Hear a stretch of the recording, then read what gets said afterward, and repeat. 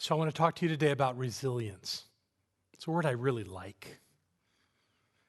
It actually comes from the Latin and it means rebounding. And the antithesis of resilience is stress. Now, I don't want to be thinking that that stress is something that none of us know about. My guess is that most of us have experiences of stress from time to time. Probably in the midst of a pandemic, it's more prevalent. I know I'm having my share. In fact, last week it just kind of came to a head. And this whole idea of dealing with my life became, what do they say in AA, unmanageable? I mean, you wouldn't see it on the outside so much because I came over here every day and worked. I had meetings, I did the things that were mine to do. But I picked up this sense of, frankly, hopelessness.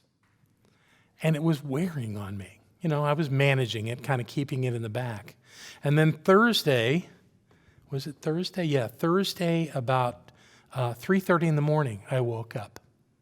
And the words in my head were, I can't do this anymore. It was not pretty. So that was the perfect morning for that to happen, and I was up struggling with that for the next few hours afterwards. I didn't sleep anymore. And I got up, and Barbara immediately knows something's going on. She said, what? I said, I'm not feeling it. I'm not feeling it. And she said, well, just get over it.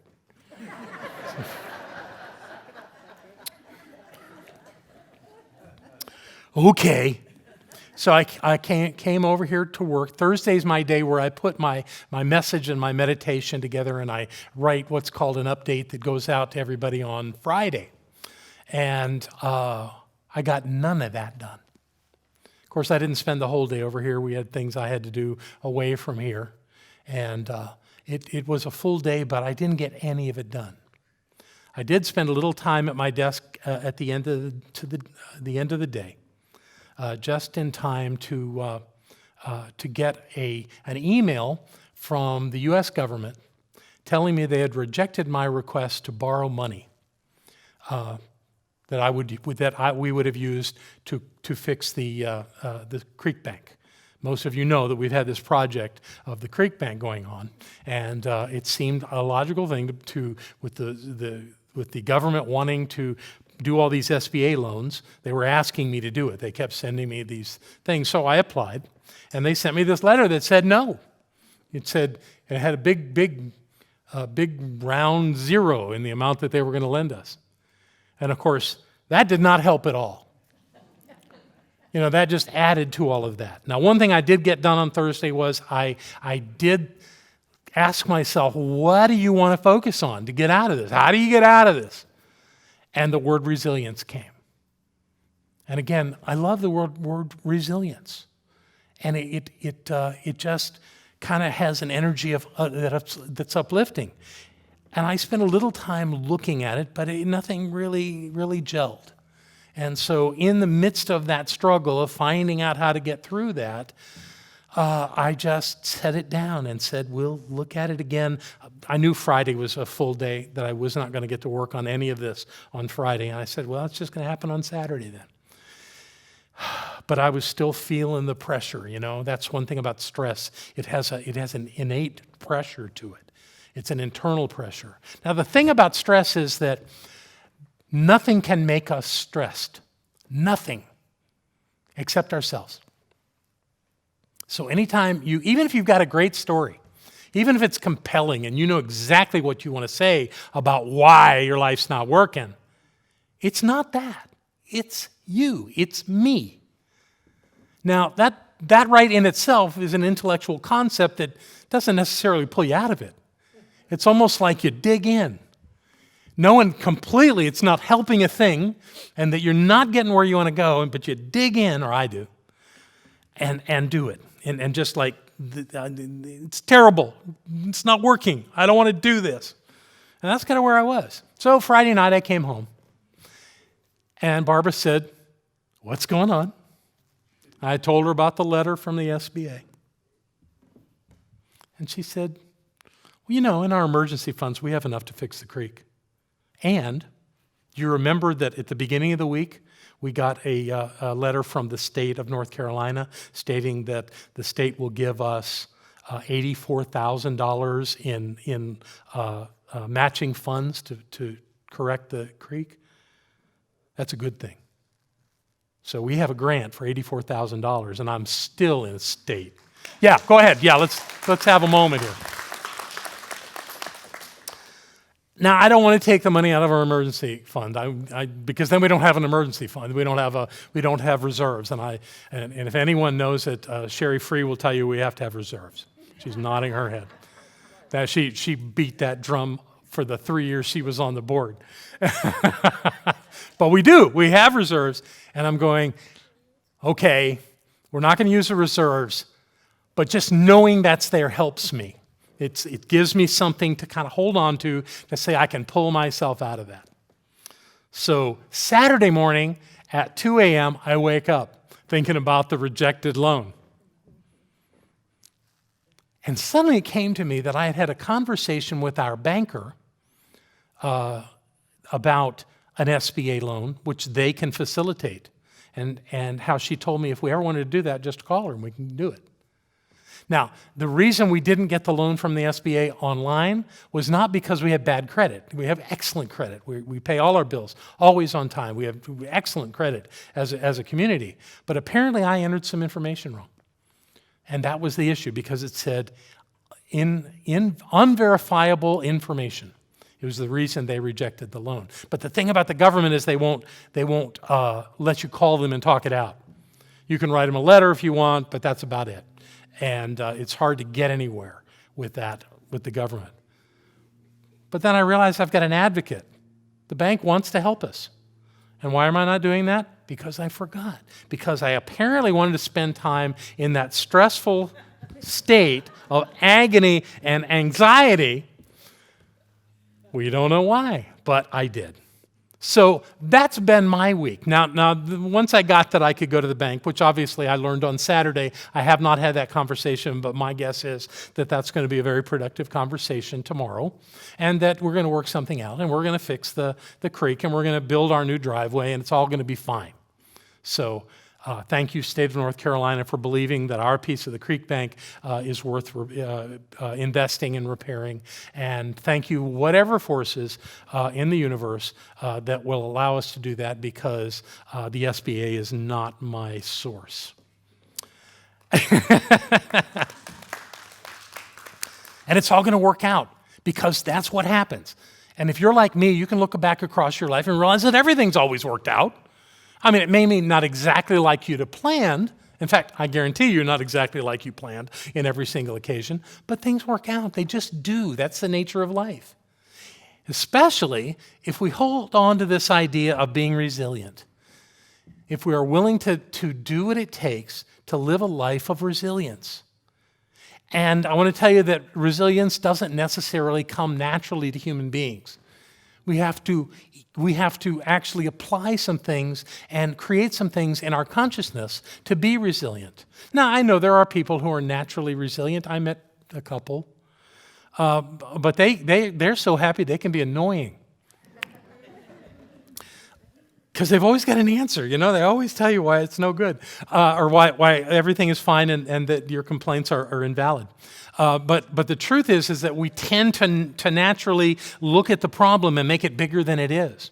And our work is to do the opposite and to be able to rebound from a challenge that we face. So what I've looked at this whole idea of resiliency to see what's in there that we could work on. And I found some really interesting things to consider. And I'm going to take you through these, but I want to coach you before I start this. What I have is a list of 3 aspects of resiliency and 9 elements. Right, you know, it's one of my talks. So what I want you to do is not get bogged down in the details of this, but let it wash over you and set an intention for yourself that you'll find one thing on this list that you could work on, that you can actually apply to your life that could make it work better. And if you, as we're going through this, you feel a little need to point out to me that if I'd have been a little more like that, I wouldn't have had my week from hell. So we're going to go through this and see what's there, okay? So here we go. There we go. Aspects of resilience. As I said, there are three. There's foundational aspects, the stuff that we create in our lives that kind of create an environment that allows us to be resilient. And then we have the actions that we take that actually create an outcome that demonstrates resilience. And finally, we have connections, which are an important piece of how we maintain this idea of resilience by our connections in the world. So again, we're going to take these three and break them into 9 different actions. We'll start with the elements of resilience that are foundational. And this is the first one. The first one is that we take personal responsibility, that we know that it's nothing out there that's going to make it right, that what's going to make it right is who we are and what we do. That we can take responsibility for what's happening in our lives, and if we don't like the way it looks, we can change it. Because the way it looks right now has something to do with our consciousness. And that's not blaming, that's just saying that we're really in charge of our lives. From beginning to end, top to bottom, we're in charge. And anytime we want to point that finger out at somebody, the truth is that we got a whole bunch of fingers pointing back at us, and that's where they belong. Not blaming, because blame doesn't help, but knowing that you have the capacity to change something that you don't like by changing your perception of it is completely a point of personal responsibility. So that's the first one. The second one is open to possibility. Anybody that has a doomsday way of being in the world, that, this is all mess, it's not going to work, it's just wrong, I can't do it, some of my words from last week are going to end up not finding a way to make it possible. That our attention and our energy and our creative focus needs to be on, there's got to be a way to do this. There's got to be a way to get through this. And when we take that approach to possibility, we're much, much, much more likely to find that and find it quickly. So being open to possibility is essential. And the last one under foundation is affirming personal beliefs. Maybe the reason you come to a Science of Mind Center. Because your foundational beliefs are affirming. That the universe is friendly toward you, that you are experiencing life the reflection of your own consciousness, that you have at any moment the ability to change a condition by changing the way you perceive it, understanding that the presence of the divine dwells at the point of view and that you have within you the capacity, as I do, to create whatever we choose to create. And that when we're saying that things are lost and life's a mess and we don't think we can do it and all of that, that's what we're creating. And how troubling it is for us when we do it that way. When, on the other hand, we understand and we affirm that life really is on our side, that nothing's against us except in our mind, and that we can get rid of, and that we can have the life that we want to have. And if that is the foundation of our belief system, then that's the outcome that will come forward from it. So that's foundational. That's the beginning stuff that you really want to have put together if you want to live a life of resilience. Then we move to action. What is it that we do to create resilience in our lives? We begin that by being self-assured, by being certain that who we are is good enough to get this done, and that we have the capacity, the ability within ourselves to do what it takes to get it done. And that nothing can stop us. It may look like things are stopping us, the SBA, but they're not. They're not stopping us. The only thing that can stop us is us. If that were not so, then all of the amazing technology and the evolution of the human spirit could not have happened if we were not clear about who we were. If those that make breakthroughs in science and medicine and technology didn't have the thought that they could get to where they're going. Often they get there, I don't want to say by mistake, but they get there not based on this being their plan, but this is what showed up instead. Most great revelations in technology and science and things of that sort is not eureka, just as I thought it was going to be. It's, well, that's funny. And yet they find something that has value, that speaks to them and brings something better to the world. But we start from a place of self-assurance. Poise. That's a word that Ernest Holmes loved to use, that we need poise. And what that is, that's about having the character of knowing who we are. That we accept ourselves as powerful, that we accept ourselves as clear-minded, that we know the truth of ourselves. And that with that, we stand tall, we are clear, we speak with certainty, and we know who we are. And when we do that, we bring all of that mix to whatever challenge we're facing. And when we bring that, that'll set down whatever's got us hooked at any moment. Anything that looks like a problem will dissolve into the nothingness because we know who we are. You got to be a problem solver. I don't know anybody in this life that goes through it without challenges and some call them problems. But there's got to be a strategy for how we move through that.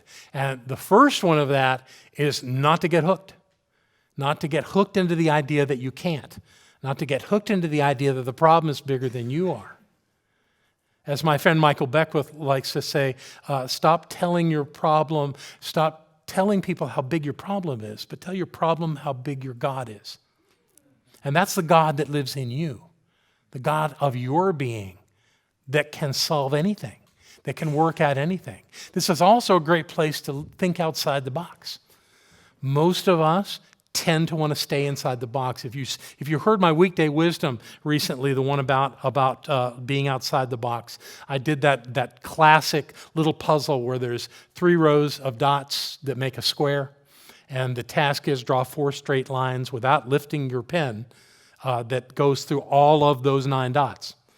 And most people sit with that drawing and try to do it, and they can get, with 4 lines, they can get all but about 2.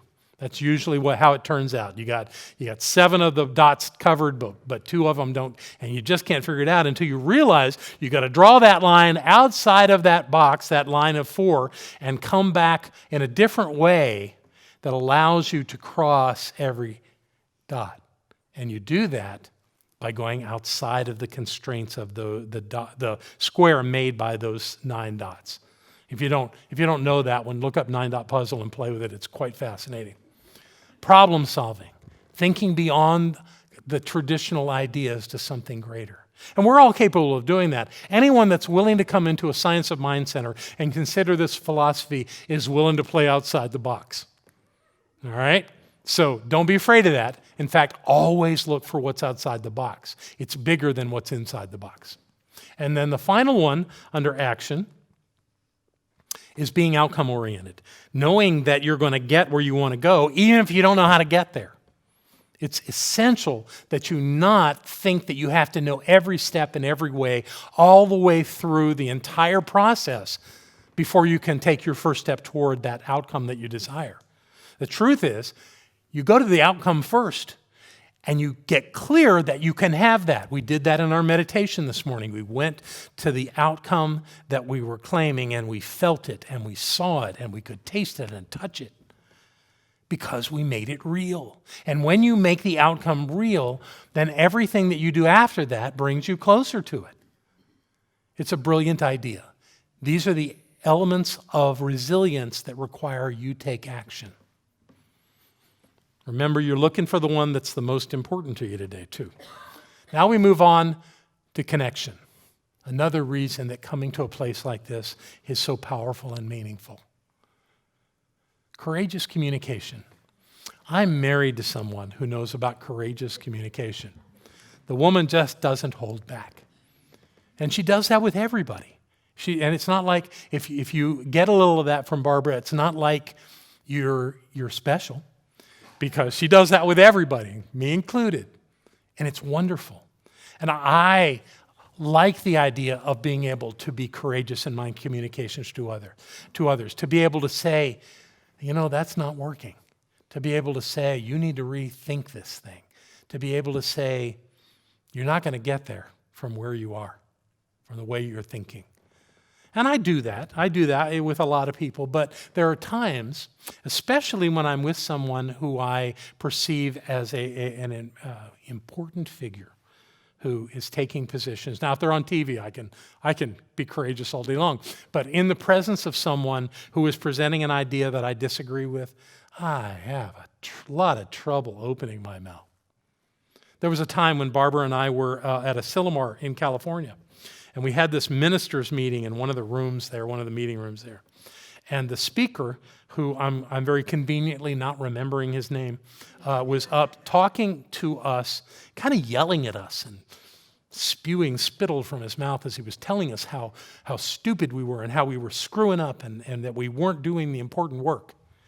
And I looked around the room and there's all these ministers that are going, maybe he's right. Not all of them, but there were some. And in the middle of that, Barbara stood up. I know. And she looked straight at this guy and said, that's not true. We are the presence and the power of the one. And what you're saying does not apply. And he came over and got right in her face. And the two of them stood there toe to toe. And Barbara won. I actually escorted her out of the room after that. We took a little walk so she could calm down. And then we went back in and sat down. We didn't have another thing to say. But that night, that speaker spoke to the general audience at Sillamar, which was quite a few hundred people. And he had rethought the whole thing. And Barbara, having the courage to stand up in that moment, made a statement that the science of mind is real and that we are not doing it wrong, that we are on our perfect path and that we are standing in the light of Spirit in everything that we do. And he found a different way and became very reflective in his own life and his own challenges and his own things that he had to look at. And it was so powerful. And of course, Barbara and he never spoke again. But the work had been done because she could be courageous enough in a room of 150 ministers to stand and say, that's not so. You're amazing. And the final one here is social support. And that's what we offer each other here. We cannot trust that everyone that we would share our dreams with, that we would share our way of seeing the world, would embrace us and that would agree with us. And I'm not suggesting all of us would agree on everything. We won't. We have people that are going to vote for Joe Biden in this room. And we have people in this room that will vote for Donald Trump. But that's not why we're here. We're here to be conscious on our spiritual path. And at that place, we all come together. We all want to live the best possible life that we can. And by doing that, we have this wonderful opportunity to share that with one another, to share that light that we are. Because when you bring light expanded among all of us, the light gets brighter. And we are doing our work. So, as you can see, a number of these things on this list relate directly to what we do at the center and how we're organized here. We are a center that affirms resilience, that calls us all to live that life. I love these little drawings with a flower coming out of the asphalt in a crack. It just speaks to that whole idea of the hardness that life can look like and how beauty and wonder and magic can still show up if we can be resilient enough to move beyond the apparencies into something greater, something fuller. So that's what we do. So as I've been doing recently, I've got some quotes for you. The one thing I want to tell you about my quotes is that every week when I go looking for quotes on a particular theme, there have been times where it was really hard to find one from a woman. Doesn't matter what it was, but on certain topics, there just weren't any. And I really struggled with that because I don't like the idea of bringing pictures of men again and again and again to this room that has more women in it than men. This week, there aren't many guys that had great quotes on resilience. So all of my quotes are from women, which I like. So let's look at them real quick. I know I'm going long today. When we learn how to become resilient, we learn how to embrace the beautiful broad spectrum of the human experience. Isn't that lovely? This is from Judea DeWalt, who is an American author. And I love the picture. That's so non-traditional. Yeah, okay. This is an interesting woman, Mary Holloway. She said resilience is knowing that you are the only one that has the power and the responsibility to pick yourself up. Mary Holloway was a physician. In fact, she was the first licensed physician in the state of Indiana. And she had a very successful career and became a philanthropist and gave her money to good causes for the latter part of her life. What a beautiful story. What a beautiful presence. And then finally, Maya Angelou. I can be changed by what happens to me, but I refuse to be diminished by it. Let's take that stand into life. I refuse to be reduced by it. If we insist on not ever being reduced, to remember who we are, to face our challenges with our eyes wide open, with our heart wide open, and with our mind clear, then we can do anything, even move through a pandemic and anything else that comes along. So what I know about you is that you have the capacity to be resilient no matter what the conditions are, no matter what's going on. You can rebound out of that and learn from it and be a better presence on this planet because of it. So don't shy away from your challenges.